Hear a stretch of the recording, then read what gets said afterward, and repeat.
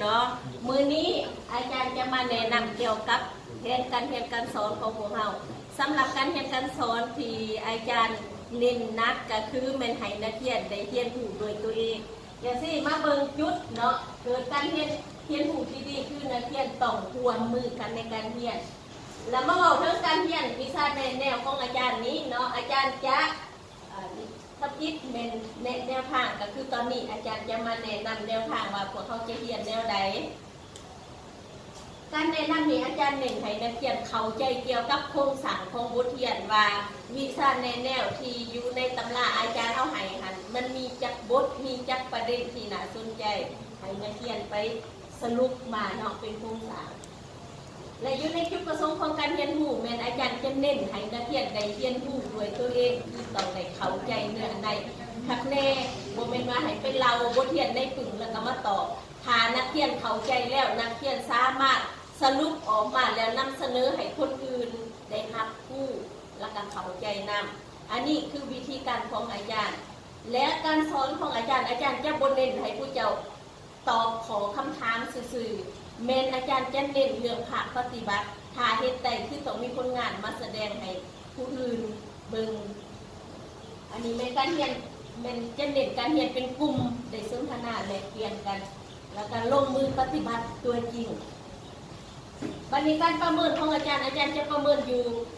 3รูปแบบแล้วเนาะ1เป็นประเมินจากการสรุปบทเรียนของนักศึกษาว่าเฮาสรุปบทเรียนถึงต้องครบถ้วนตามประเด็นสำคัญของบทเรียนบ่และจากนั้นก็จะประเมินการนำเสนอบทเรียนที่เฮาเข้าใจเฮาสรุปมาแล้วสิสรุปบทเรียนการนำเสนอหันได้ดีบ่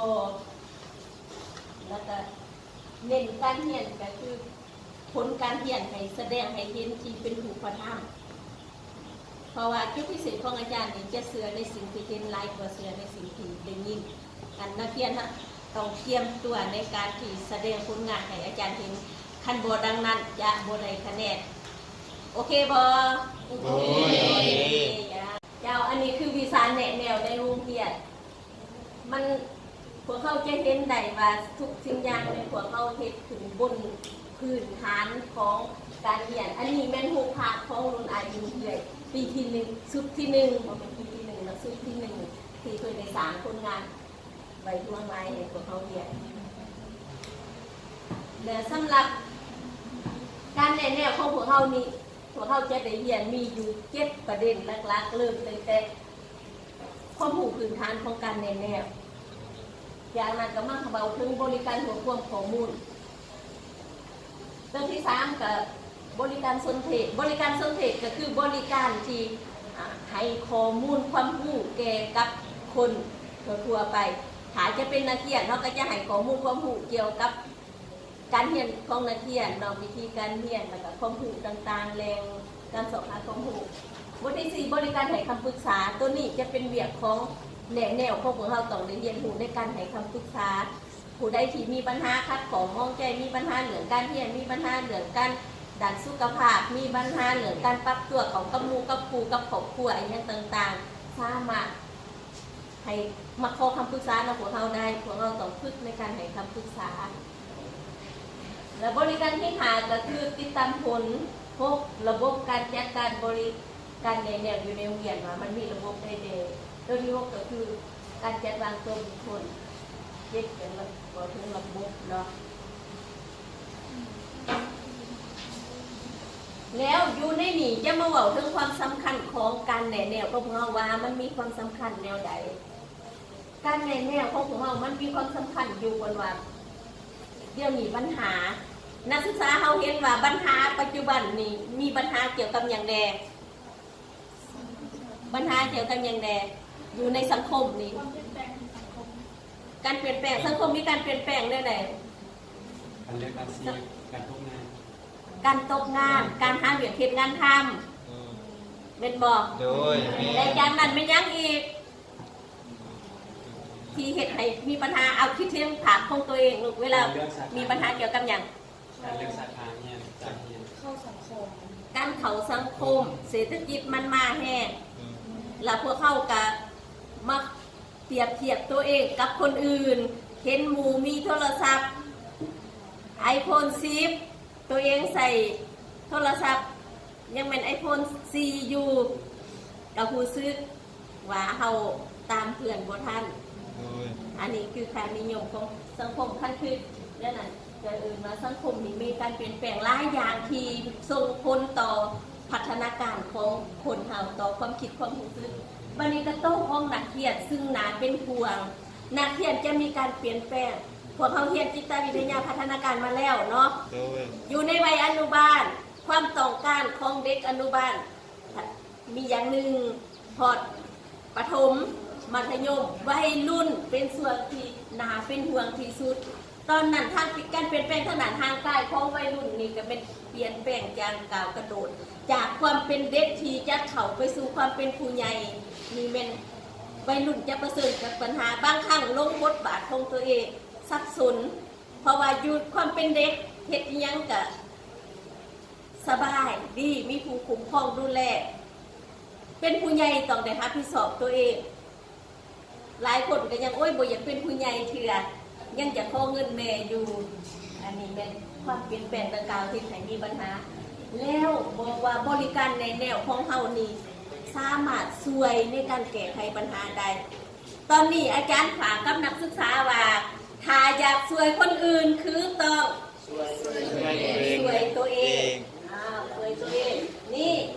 อยู่ในปรัชญา4ข้อเป็นหัวใจสำคัญที่พวกเขาจะต้องไปปฏิบัติ1มนุษย์มีความแตกต่างกันอยู่ในการในแนววิชาในแนวของเขาสำคัญที่สุดคือต้องเข้าใจ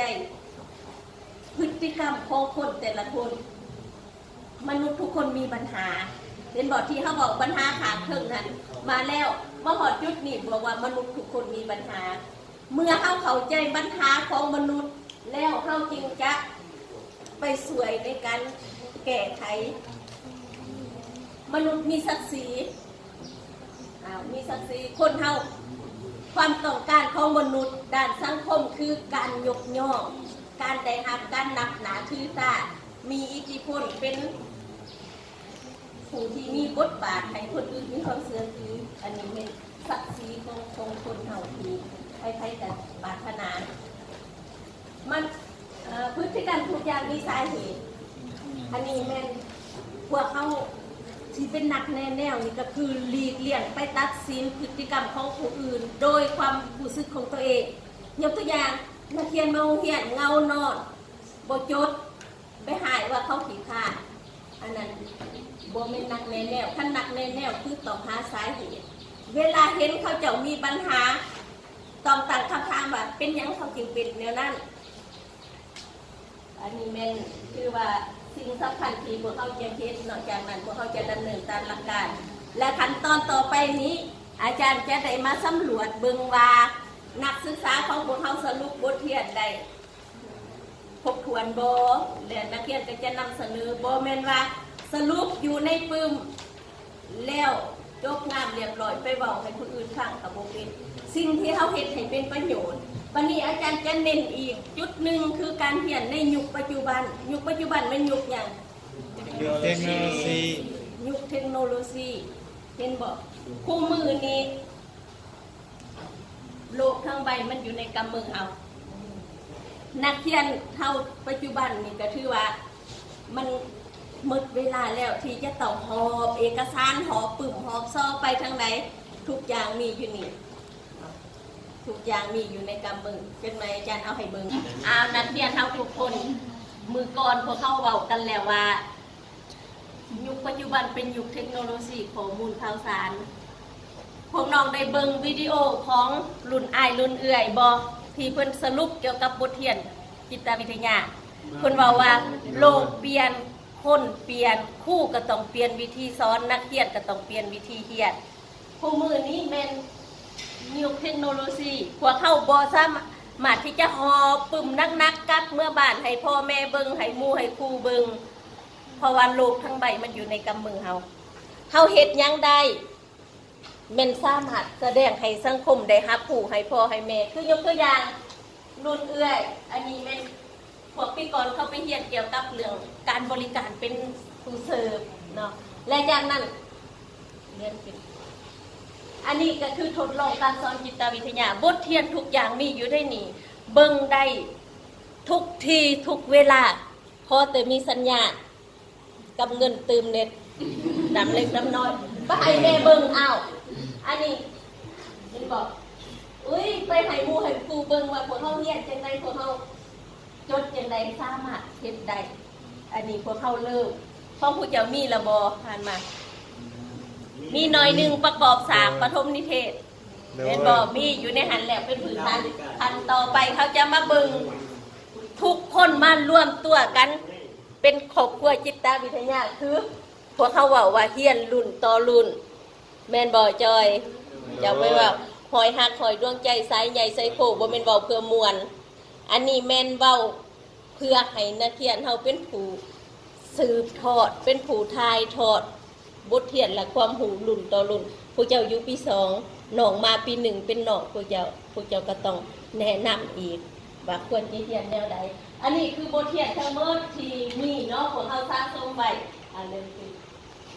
ทั้งหมดนี้แหละบทเรียนต่างๆที่อยากได้อันนี้การเรียนการสอนวิชาจิตวิทยาทั้งหมดมันมีประโยชน์อันนี้แหละที่อาจารย์ว่าเพราะฉะนั้นทุกอย่างที่จะบ่งบอกให้สังคมได้รับผู้มันคืออยู่ในนี่และเฮ็ดจังได๋เฮาสิมาอยู่นี่ได้เฮ็ดจังได๋เฮาสิมาอยู่นี่ได้แล้วแต่เนาะต่อไปแม่นพวกเจ้าเริ่มดำเนินว่าผู้เจ้าเฮียนแนวใดจังสิมีความสุขเฮียนแนวใดจังสิบ่เบื่อเฮียนแนวใดจังสิได้ความรู้ขึ้นมาเป็นของตัวเองจากนั้นผู้เจ้าจะไปแนะนำให้คนอื่นเพราะว่าเป้าหมายหลักของพวกเขาคือช่วยเหลือคนให้ช่วยเหลือตัวเองได้แล้วอยู่ในหันส่วนสำคัญของจิตวิทยาการในแนวของพวกเขาคือป้องกันปัญหาแก้ไขปัญหาส่งเสริมพัฒนาหลักตัวนี้กับปัญญาและกับเป้าหมายช่วยเหลือคนให้ช่วยเหลือตัวเองได้โอเคเอาก็คือที่เฮาฮู้ในยุคปัจจุบันเนาะมันเป็นยุคเทคโนโลยีแต่ละคนมีสมาร์ทโฟนหมดแม่นบ่แล้วแต่ละคนใช้มันในทางมีประโยชน์ในด้านใดแย่ในการซื้อหาของเกี่ยวกับคนเฮียคนนึงลองยกตัวอย่างเบิ่งว่าเราเสิร์ชหาข้อมูลอย่างนี้เกี่ยวกับตั้งที่ข้าพเจ้าได้เห็นบทสรุปนี้มาในข้าพเจ้าได้เสิร์ชเข้าทางอินเทอร์เน็ตก็คือการที่ว่าเราเสิร์ชเข้าอินเทอร์เน็ตนั้นแม่นเสิร์ชคำว่าการจัดปลายนิเทศแล้วข้าพเจ้าก็ได้จากแบบการที่ว่าในอินเทอร์เน็ตนี้มาเป็นไอเดียของตัวเองแล้วก็เขียนลงในปึ้มหัวนี้เรื่องของก่อนด้วยกันเรื่องของการคือการได้ไอเดียมาจาก Google แสดงว่าทุกคนใช้โทรศัพท์ในทางที่มีประโยชน์แล้วเนาะต่างแต่ว่าเรายังไม่ทันมีผลงานเป็นของเราเองคือดังนั้นเราจะให้มีผลงานเป็นของเราเองคือเราเฮ็ดอะไรให้มันมียืนลงอยู่ใน YouTube หรือว่าเว็บไซต์ต่างๆคือของรุ่นเรื่อยรุ่นอ้ายเราเฮ็ดเนาะทุกคนสามารถเข้าไปเบิ่งในช่อง YouTube คือช่อง YouTube กลุ่มสีจุลมณีนี่ได้คืออันนี้คือผลงานต่างๆของพวกรุ่นเรื่อยรุ่นอ้ายเพิ่นได้เฮ็ดไว้ให้เราเบิ่งเป็นตัวอย่างเนาะและพวกเราสิเฮ็ดอะไรเพื่อให้เรามีผลงานออกมาเผยแพร่ให้คนรุ่นต่อไปได้เห็นผลงานของพวกเราทุกคนต้องเป็นชาติ